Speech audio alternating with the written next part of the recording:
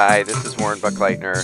Today I'm looking at Toca Kitchen 2, a wonderful new update to the now 2-year-old Toca Kitchen, the original from Toca Boca. So your first question is naturally, what's different with Toca Boca Kitchen 2 than the first edition? The play pattern is really pretty much the same. You can drag things from your refrigerator and feed your customer. There's more life, and there's also more gender sensitivity. There's also the ability to turn off the meat items in the preferences, which I'll show later. The content is roughly the same. There's 12 food items plus 2 spices, salt and pepper, that's new. And the kitchen items are pretty much the same, including this, my favorite, the cutting board. Really love the sound effects here.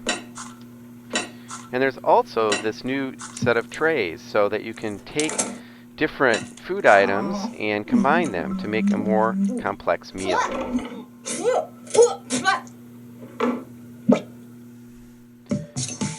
Now, as you can see, things don't always work out in terms of the culinary tastes of your customers. And if you're looking for table manners, probably this is not the best model. However, there's a lot of humor and control in this, and this is a toy. There's no way to fail, which is an important part of the DNA of the Toca Boca apps. There's a few minor quirks. For example, you drag items like this carrot off the screen to automatically go and visit a tool, but when it's time to take that item back to the person you're feeding, you have to touch that arrow on the upper left part of the screen, and you can't reverse that process. It's a little strange. It's not a deal breaker by any stretch. Things tend to work with this app. You just can't go wrong.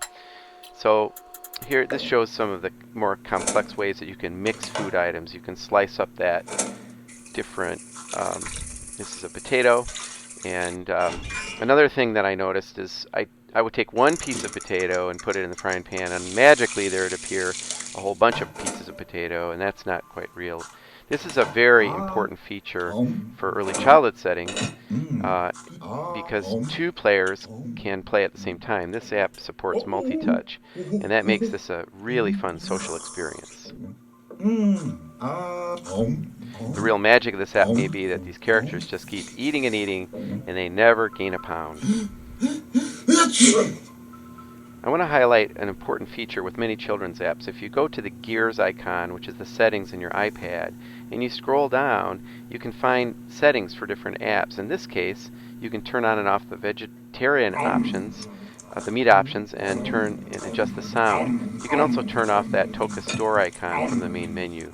These are really nice features, and they earn some big points from us critical reviewers at CTR, because we look for those kinds of options. We basically want parents and teachers to have full control over the experience.